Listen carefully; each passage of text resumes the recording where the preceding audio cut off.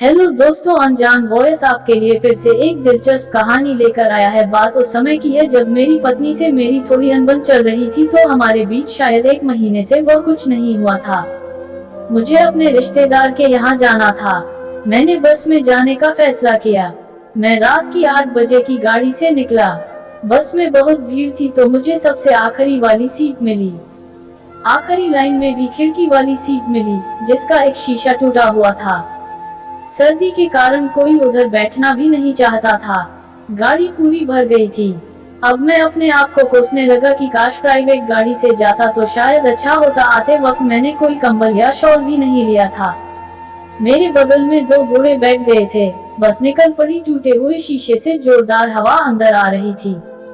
उन्होंने अपने कंबल निकाल लिए। मैं तो ठंड से मरा जा रहा था। ऐसे में गाड़ी मसूरी रुक गई। जो लोग उतरे, उनकी जगह जो लोग खड़े थे वह लपक कर बैठ गए। मैं फिर अपनी जगह फंस गया। मेरे बाजू वाले बूढ़े भी आगे चले गए। बस फिर चल पड़ी। 1 घंटे के बाद बस एक ढाबे पर रुकी। मैं भी नीचे उतरा। मेरी खाना खाने की इच्छा नहीं थी। बस टहल रहा था कि पास में एक जनरल स्टोर था। वहाँ पर शोकेस में वह वाले पैकेट लगे हुए थे। उसे देखकर मैं मन में हलचल होने लगी। वहाँ से 2-3 लोगों ने पैकेट खरीदे। मैं उस दुकानदार के पास गया और उससे पूछा कि कोई जुगाड़ हो सकता है क्या। वह बोला, साहब अकेले सफर कर रहे हैं क्या। मैंने हाँ में जवाब दिया। उसने कहा, आज आपका नसीब अच्छा नहीं है। जो 2 लड़कियां आती है, आज वह भी नहीं आई, नहीं तो 500 में आपका काम बन जाता। मैं अपने नसीब को कोसता रह गया था। एक तो 1 महीने से प्यास नहीं बुझी थी, ऊपर से इतनी ठंड से मेरी हालत और भी खराब होती जा रही थी। मैं मन ही मन में अपनी बीवी के साथ वाले पल को याद करने लगा और अंदर ही अंदर मुझे कुछ फीलिंग होने लगी। फिर सोचा कि जब मैं घर जाऊंगा तो अपनी बीवी को मना लूंगा। आज मेरा बहुत ही मन कर रहा था, लेकिन अभी भी मैं कुछ कर नहीं सकता था सिवाय नियंत्रण के। फिर वही खिड़की पर बैठे बैठे कब मुझे नींद लग गई, कुछ पता ना चला। आँख तब खुली जब बस बीच रास्ते में रुकी। मैंने खिड़की से बाहर झांक कर देखा तो एक औरत अपने 2 बच्चों के साथ बस पर चढ़ रही थी। इतनी रात को यह औरत पता नहीं कहां से आ रही थी और दिखने में काफी खूबसूरत दी थी। वो किसी भी तरीके से नहीं लग रही थी कि वो 2 बच्चों की माँ हो। बस कंडक्टर ने उस औरत को बस के अंदर करके बस का दरवाजा फिर से बंद कर दिया। अब बस पूरी भरी हुई थी, कहीं पर भी बैठने की जगह नहीं थी। वह औरत वही बस कंडक्टर के बगल में बैठ गई और फिर कुछ देर बाद मेरे बगल में जो 2 बूढ़े अंकल थे, उनकी मंजिल आ गई थी। मैंने मन ही मन में सोचा कि शुक्र है दोनों बूढ़े उतरे तो सही, क्योंकि जब से मैं सो रहा था वह दोनों ही इतनी तेज खर्राटे मार रहे थे कि मुझे सोने में बहुत ज्यादा दिक्कत हो रही थी। और ऊपर से यह ठंड की वजह से तो मेरी हालत और खराब से बदतर होती जा रही थी। मेरी बगल की सीट खाली हुई तो औरत ने वहां से देखा तो मेरे बगल में आकर बैठ गई थी। उसके 2 बच्चे भी थे। मुझे देखकर वो थोड़ी सी शर्मा गई। मैं भी उसे देखकर हल्की सी मुस्कान दी और फिर बस चल रही थी तो टूटी हुई खिड़की से बहुत तेज हवा अंदर बह के आ रही थी, जो ठंड और ज्यादा लगने लगी थी। तो उस औरत को भी ठंड लगने लगी। उसने छोटे से बैग में से एक कंबल निकाला और खुद अपने बच्चों को उड़ा दिया। ठंड ज्यादा लगने की वजह से मेरा शरीर कपकपाने लगा था। वह देखकर औरत मुझे से कहने लगी कि अगर आप बुरा ना मानो तो मेरे पास एक एक्स्ट्रा कंबल है, अगर आप लेना चाहे तो ले सकते हैं, तो मैं आपको दे दूंगी। ये सुनते ही मैंने तुरंत हाँ कर दी, क्योंकि मेरे पास कोई और रास्ता भी नहीं था। उसके दिए हुए कंबल को मैं तुरंत अपने आप को ओढ़ लिया। अब मुझे इतनी राहत मिल रही थी कि मैं आपको बता भी नहीं सकता। फिर धीरे धीरे मेरी और उस औरत की बात होने लगी। बातों बातों में उसने बताया कि वह अपने घर जा रही है और उसके पति इस दुनिया में नहीं है और वह बिल्कुल अकेली है और फैक्ट्री में काम करती है। इसी वजह से उसे रात को आते हुए देरी हो जाती है। मैं उसकी सूरत की मासूमियत देखकर उस पर फिदा हो चुका था। वो दिखने में काफी दूध की तरह खूबसूरत थी। उसकी सुंदरता से कोई भी उसकी तरफ मोहित हो सकता था। बस बहुत तेज चल रही थी और जब बस अचानक रुकी तब वो औरत मेरे सीने से आ लगी। मेरे करीब इतने आते हुए देख वो थोड़ी सी शर्मा गई। मैं भी अंदर ही अंदर बहुत शर्मा रहा था। मेरा दिल अब अंदर ही अंदर मचलने लगा था। एक तो 1 महीने से मेरी बीवी से वह सब किए हुए थे, लेकिन मैं खुद पर बहुत काबू किया हुआ था और फिर वो अपनी जगह पर जाकर अच्छे से बैठ गई। फिर जब बस चलने लगी, धीरे धीरे हमारे दोनों की बाजू की कोनी एक दूसरे के साथ टकराने लगी थी। उसके बच्चे खूब अच्छे से सो रहे थे। पूरी बस के लोग इतनी ठंड में सो रहे थे, या तो कुछ लोग जागकर मोबाइल में बातें कर रहे थे।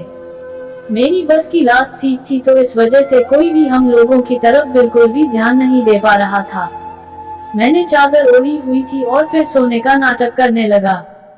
धीरे धीरे जैसे बस चल रही थी, हम लोग एक दूसरे के शरीर के साथ टकरा रहे थे। कभी कभी उसकी बाजू की कोनी मेरी कोनी पर लगती, तो कभी मेरा हाथ उसके जिस्म पर लगता। और खुश तो मैं इस वजह से हो गया कि जब मेरा हाथ उसके वहां पर लगा तो वह मुझे बिल्कुल भी कुछ न कहती, बल्कि और शर्माने भी लगती। अब मैं उसकी तरफ से इशारा भी समझ गया था। हम दोनों ने बस का सफर कुछ यूं ही किया। अब मेरे अंदर भी एक हलचल सी होने लगी थी। अब मैं और खुद को रोक भी नहीं पा रहा था। अब मैंने कंबल से अब उसका हाथ पकड़ लिया। जब मैं उसका हाथ पकड़ा तो वह मुझे तो भी कुछ ना बोली। अब मुझे 100% इशारा मिल गया था उसकी तरफ से कि वह भी चाहती है। फिर उसने अपना कंबल निकालकर अपने बच्चों को उड़ा दिया और फिर मेरे साथ ही कंबल में आ गई। और फिर हम दोनों ने मिलकर जो किया वो कोई सोच भी नहीं पाएगा। रात के अंधेरे में चलती हुई बस में एक दूसरे का प्यार का इजहार। मैं जब उसका हाथ पकड़ा तो वह काफी ज्यादा मुलायम था और दिखने में काफी ज्यादा हसीन थी। जब वह मेरे गले लगी तो उसके जिस्म से खुशबू सी आ रही थी, जो मुझे उसकी तरफ और ज्यादा खींच भी रही थी। मैं खुद पर काबू भी नहीं कर पा रहा था। तब मैं भी चाहता था कि मैं बेकाबू हो जाऊं। इस वक्त मुझे अपनी बीवी की बिल्कुल भी याद भी नहीं आ रही थी। अब मैं इस वक्त बस इन्हीं पलों को अच्छे से गुजारना चाहता। मुझे कहने लगी कि वह भी कुछ देर बाद बस से उतर जाएगी, क्योंकि उसकी मंजिल आने वाली है। ये सुनकर मैं तो बस उदास हो गया, लेकिन उसने मुझसे कहा कि आप चिंता मत करो, आप चाहे तो मेरे साथ मेरे घर चल सकते हैं। मैंने उसे कहा, ये कैसे संभव हो सकता है? उसने कहा कि हो सकता है, मेरे घर में सिर्फ मेरी माँ रहती है और वह भी इस वक्त सो रही होगी। किसी को भी कुछ भी पता नहीं चलेगा और हम दोनों मिलकर फिर खूब प्यार करेंगे। हम एक दूसरे से कोई भी जुदा भी नहीं कर पाएगा। उसके मुंह से प्यार का शब्द सुनकर मैं तो दीवाना सा हो गया। मैं तो अंदर ही अंदर बौखला गया था। मैं तो बस कैसे भी करके अब सब कुछ करना चाहता था, क्योंकि यह तो वह बहुत ही हसीन और खूबसूरत थी और उसके जिस्म से इतनी बेइंतहा खुशबू थी जो मुझे उसकी तरफ ले जा रही थी। मुझे अब खुद पर बिल्कुल भी काबू नहीं रहा था और मैं भी उसे कह दिया कि मैं भी उसके साथ बस से यही उतर जाऊंगा। मेरा ये सब अंदर ही अंदर बहुत टाइट हो गया था। अब मैं भी वह सब चाहता था जो वह चाहती थी। जब हम बस से उतरे तब मुझे अपने साथ एक घने से जंगल में ले गई। मुझे लगा कि शायद ये सब चाहती है। मैं तो अंदर ही अंदर बहुत ज्यादा खुश हो रहा था। मुझ पर तो एक पता नहीं क्या हुआ कि वह जैसा जैसा वो कहती जा रही थी, मैं वैसा वैसा करता जा रहा था और मैं उसी के कदम पर उसके साथ चलने लगा। जब मैं उसके साथ उस रास्ते पर जा रहा था जहाँ खूब घना अंधेरा था और जहाँ आसपास पूरा घना जंगल था, उस जंगल के बीचों बीच एक छोटी सी कुटिया बनी हुई थी। फिर मुझे लगा कि शायद यही इसका घर है। अब मैं अंदर ही अंदर तड़पने लगा था और वह भी मेरे साथ तड़प रही थी। जब हम दोनों उस कुटिया के अंदर गए तो कुटिया के अंदर का मंजर देखकर मैं तो पूरा चौंक उठा था। उसने अपने दोनों बच्चों को एक रूम में कर दिया और दूसरे रूम पर मुझे अपने साथ ले आई। उस रूम पर एक बहुत ही मुलायम सा एक बिस्तर लगा हुआ था। जैसे मैं उस बिस्तर पर गया, वह मेरे करीब आने लगी। करीब आते ही उसने मेरी शर्ट का बटन खोलना शुरू कर दिया और फिर मेरे साथ वह सब किया जो मैं कब से करना चाहता था। जैसे ही हम वो करके उठे, पीछे से 3 आदमी मेरे सामने आकर खड़े हो गए। उन सब को देखकर मैं तो चौंक उठा था। मैंने जब उस औरत से पूछा, ये दोनों आदमी कौन है, तो वह मुस्कुराने लगी और इतनी तेज हंसने लगी जैसे कि वह कोई शैतान हो। अब मुझे बिल्कुल भी समझ में नहीं आ रहा था कि आखिर मैं क्या करूं, कि मेरे साथ क्या हो रहा था। अब ये लोग इतना भी मुस्कुरा क्यों रहे थे। दोनों आदमी मेरे करीब आकर खड़े हो गए और फिर मेरा गिरेबान पकड़कर कहने लगे कि जितने पैसे तुम्हारे पास है वह अभी के अभी निकाल कर दो, नहीं तो हमने तुम्हारी यह वीडियो बनाई हुई है। ये वीडियो तुम्हारी बीवी को और पूरी दुनिया वालों को हम दिखा देंगे। ये सब सुनकर तो मेरे पैरों तले जमीन ही खिसक गई। इसका क्या मतलब था? जब मैंने उस औरत की तरफ देखा तो वह कहने लगी कि तुम जैसे बेवकूफ मर्द जो अपनी बीवियों के बिल्कुल होते नहीं और वह दूसरी औरत के क्या होंगे। तुम जैसे आदमियों को मैं ऐसी ही अपनी उंगलियों पर नचाती हूँ। तुम जैसे आदमियों को मैं ऐसे ही अपनी खूबसूरती दिखाकर उन्हें मदहोश कर देती हूँ और उसके बाद वह सब कुछ करके उन्हें ब्लैकमेल करती हूँ। अगर वह मेरी डिमांड पर उतना पैसा नहीं देते तो मैं उन्हें किसी लायक भी नहीं छोड़ती। अब ये सब सुनकर तो मेरे बहुत पसीने छूटने लगे थे। अब मेरा शरीर जो पहले गर्म गर्म था अब पूरा ठंडा पड़ गया था। मैं अब सोच भी नहीं सकता था कि भोली सी सूरत वाली औरत इतनी बड़ी शातिर होगी। अब मेरे पास कोई रास्ता भी नहीं बचा था। मैंने रिश्तेदार के घर जाने के लिए जितने पैसे घर से लिए थे मैंने सब उनको निकाल कर दे दिए, लेकिन उन सब ने मुझे तब भी जाने ना दिया। मैं चाहता था कि इससे भी जैसे तैसे करके इस जंगल से निकल जाऊं, लेकिन वह लोग कहने लगे कि अभी के अभी मैं उन्हें 40,000। इतनी बड़ी रकम सुनकर तो मेरे पैरों तले जमीन खिसकने लगी। मैंने उन्हें कहा कि मैं तुम लोगों को इतनी बड़ी रकम कहां से ला कर दूं? मेरे पास जो भी पैसे थे मैंने वह तुम लोगों को निकाल कर दे दिए हैं। लेकिन वह मुझे और धमकाने लगे, कहने लगे कि हम तुम्हें जान से ही मार देंगे अगर तुमने पैसे ना निकाले। उन्होंने मेरे पास से मेरा ATM कार्ड भी निकाल लिया था। वह लोग कहने लगे हम तुम्हारे साथ जंगल से बाहर चलेंगे और वहाँ शहर पर एक ATM मशीन है, वहाँ पर जाकर तुम हमें पैसे निकलवा कर दे दो, उसके बाद तुम अपने रास्ते निकल जाओ और हम लोग अपने रास्ते निकल जाएंगे। अगर तुमने वहां जाकर कुछ भी चालाकी की तो तुम्हारी यह वीडियो हम तुम्हारे घर वालों को दिखा देंगे।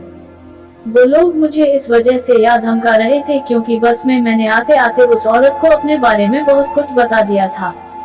मैंने अपने घर का भी पता बता दिया और बातों में उसने मेरे कामकाज के बारे में भी पूछा था और मेरी पत्नी के बारे में भी, मैं कहाँ रहता हूँ, सब कुछ उस औरत ने मुझसे पूछा था और जो वह पूछती गई मैंने सब कुछ उसे बता दिया। और जब उन्होंने मेरी पॉकेट से मेरा मोबाइल निकाला तो मेरी बीवी का नंबर भी निकाल लिया, इसलिए अब मैं कुछ भी नहीं कर सकता था।